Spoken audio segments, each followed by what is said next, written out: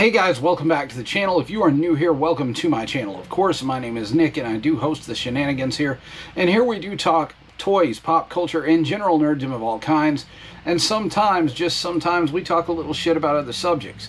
But today what we're going to do is an actual toy review. We've done several this week. I figure Saturday's another good day to do that. I was cruising my local GameStop and I ran across the Bizarro and Batzarro 2-pack from Mcfarlane Toys from their DC Multiverse line. Now, I didn't know I needed a Bizarro until I saw this 2-pack because, you know, I'm a huge fan of Ed Guinness's artwork. So, I mean, seeing this Bizarro fleshed out in plastic's pretty damn neat. I mean, it looks like it stepped off an Ed Guinness cover. The Batzarro, of course, is really pretty good, too. It does have its flaws, as we'll discuss here in a moment. Now, before I get to that, we are past 3,000 subscribers. The stretch goal now is 4.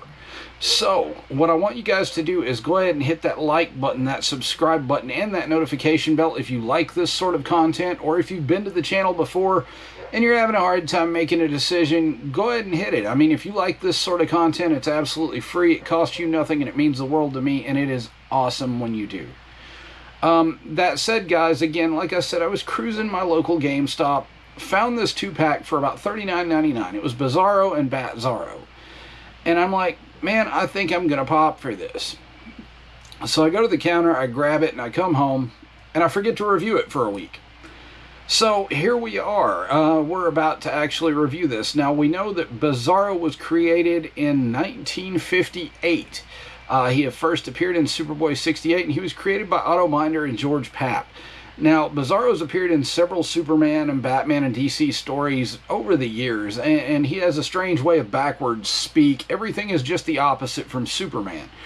Superman's name is Kal-El, and Clark Kent, his name is El-Kal and Kent Clark.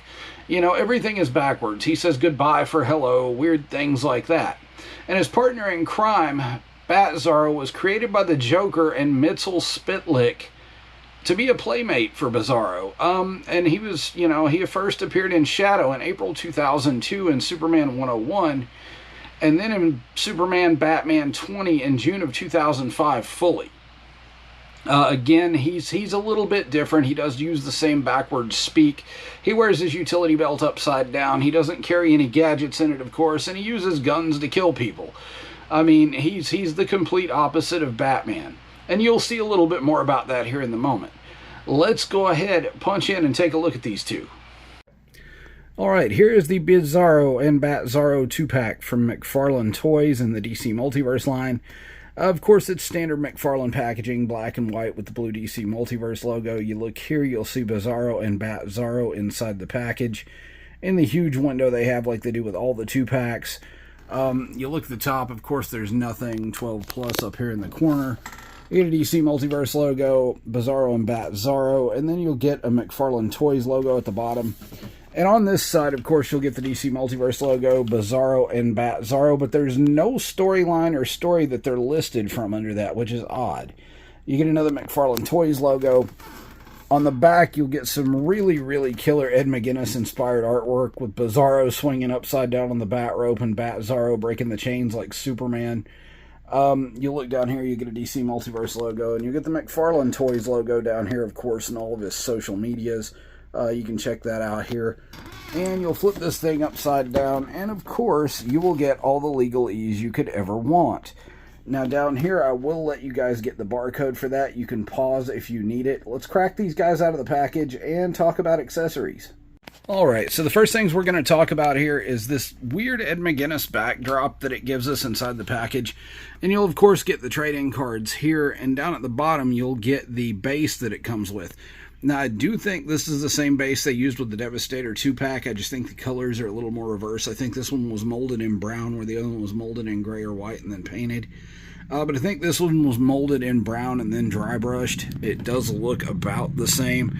I'm not going to snap that out of there because I actually want to keep the back of this okay. I'll find a different way to display the characters, but let's talk about the other accessories that come with them. Alright, so aside from the base and the trading cards and that little background, all you get are a set of open hands for Bizarro, Bizarro number 1 here on the necklace, of course, like Ed McGuinness usually writes him with. It is nicely painted, though, on both sides. You can see where the rope does go through that, and it's got some cracks in it. And then you get a set of fisted hands for Batzarro. Let's go ahead and talk about Bizarro. Alright, guys, here we have Bizarro out of the package. You can see that they went out of their way to make this look like it walked off of Ed Guinness's pages. The figure's great. I mean, it does have a muted color scheme as well. The suit looks like it's been painted a darker blue with a little bit of a purple wash to it. The reds are muted on the figure. It's all, you know, it's painted in the appropriate tchotchkes and places to be Bizarro. You look here, of course, the shield is backwards on the chest. You know those do come off and plug in, but this is on the Dark Knight Returns body. Now, I think the same body was used for the recent release that came out with Crypto. But yeah, I think this is the standard Superman body for him. It makes him look all big and chunky, so that's pretty cool. His face sculpt is fantastic. It does invoke the Ed Guinness artwork really well as well. It does have the curly-Q chin, the gnarly teeth, and it does have the confused look and the humongous caveman eyebrows. You flip this guy around, and I'll show you the back of the cape. The cape's been used a million times before, and it's just been pointed in different directions each time. This one is the exact opposite from the Dark Knight Return, or the Dark Knight Returns Superman and the other one. But they did paint the S on the back. Mcfarlane does have a bad habit of not doing that. But yeah, we actually got the backwards S painted on the back this time, which is really, really cool. You look up here, of course, again, and it does have the standard Mcfarlane articulation. His arms can go out and do the T-pose. He has the butterfly joints. He has the single-jointed elbows with the swivel. He does have a little bit of ab crunch, some waist rotation. He's got wrist rock, wrist rotation. They do have the diaper over the ball joints, of course, and it looks like he would have had thigh cut at one point in time, but this one doesn't. He's got double-jointed knees. He does have ankle rock and ankle pivot on a set of ball joints where the feet can actually pivot as well. He does have a little bit of toticulation there, and of course the head can go all the way around and move side to side, look up and down pretty well. So this guy does have a pretty good range of motion. It's like I said, this is probably my favorite figure out of the pack. Batzarro has a couple of glaring problems, and we'll get to those here in a minute. Let's go ahead and take a look at him. Alright guys, here we have Batzarro looking all weird and odd too. You can see the blacks and the grays were used really well here, and I love the fact that the utility belt is upside down and the pouches are empty. This guy's carrying absolutely nothing in this belt, and I don't think he really cares, judging by the look on his face. And of course the mask has no eye holes, i.e. blind as a bat. He does have the gnarly sharp teeth here, but here's the glaring problem I have. If you'll focus on the center of the chest piece here, all they did was mold another Dark Knight Returns chest piece, plop the black bat over top of it, and plug it in. They could have actually molded this, and I know molding is expensive, so I mean, I'm not sure why this was done this way, but this is a QC issue in my book. If you're right up on it, it's terrible. If you look away from it, though, it's not as bad. But guys, this guy is probably going to get a 9.5 from me over this, just for the simple fact that this here actually kind of tweaks my nerves. But you can see it, like right in here, you can see the indentation where they plugged in the symbol from the Dark Knight Returns, and they just kind of clay sculpted this over top of it and molded it as one piece. They just painted the Dark Knight Returns symbol gray to hide it.